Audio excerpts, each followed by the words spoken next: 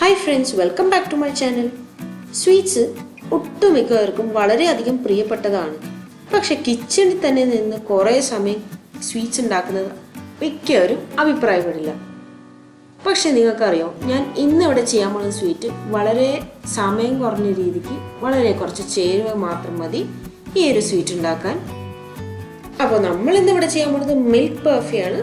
അപ്പോൾ വരൂ, നമുക്ക് വേഗം റെസിപ്പിയിലോട്ട് കിടക്കാം. ഇതുവരെയും എന്റെ ചാനൽ സബ്സ്ക്രൈബ് ചെയ്തിട്ടില്ലെങ്കിൽ സബ്സ്ക്രൈബ് ചെയ്യൂ. അടുത്തുള്ള ബെൽ ബട്ടൺ പ്രസ് ചെയ്യാൻ മറക്കരുത്. നമ്മൾ ഏതൊരു സ്വീറ്റ് തയ്യാറാക്കുന്നതിന് മുൻപായിട്ട് ആദ്യം തന്നെ നമ്മൾ ഏത് ട്രെയിലാണോ അല്ലെങ്കിൽ പ്ലേറ്റിലാണോ സെറ്റ് ചെയ്യാൻ പോകുന്നതെന്ന് വെച്ചാൽ അതിലാദ്യം നെയ്യ് പുരട്ടി വെക്കാൻ ശ്രമിക്കുക. അല്ലെങ്കിൽ പിന്നെ നിങ്ങൾ ആദ്യം സ്വീറ്റൊക്കെ തയ്യാറാക്കി വന്ന് പിന്നെ നെയ്യ് പുരട്ടി വെച്ച് കഴിഞ്ഞാൽ അപ്പോഴത്തേക്ക് നമ്മൾ സ്വീറ്റൊക്കെ സെറ്റായി പോയിട്ടുണ്ടോ. അപ്പോൾ ശരി, നമുക്ക് എന്തായാലും ഇപ്പോൾ ട്രേ നെയ്യൊക്കെ തടവി ഇത് റെഡിയാക്കി വെക്കാം.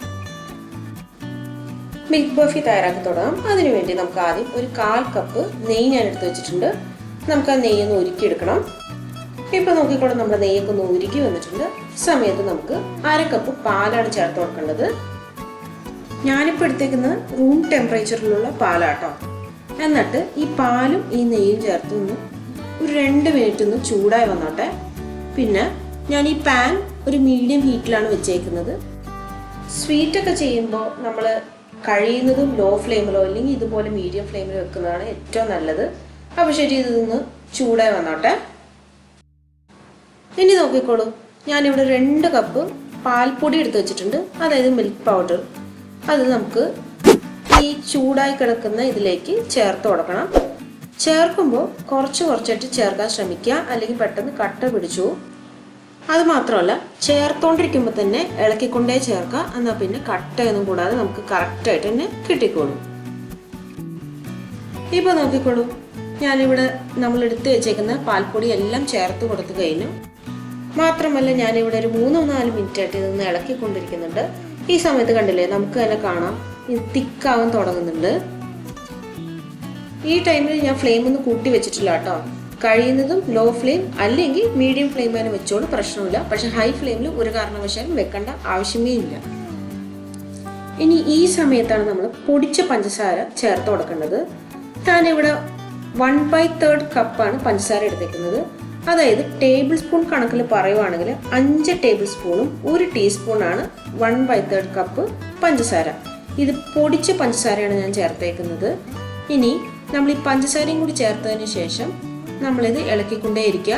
ഇതിപ്പോൾ നോൺ സ്റ്റിക്ക് പാൻ ആയതുകൊണ്ട് താഴെ ഒട്ടിപ്പിടിക്കാൻ സാധ്യതയില്ല. പക്ഷേ വേറെ ഏതെങ്കിലും പാനാണ് എടുക്കണമെങ്കിൽ പെട്ടെന്ന് ഇത് ഒട്ടിപ്പിടിക്കും.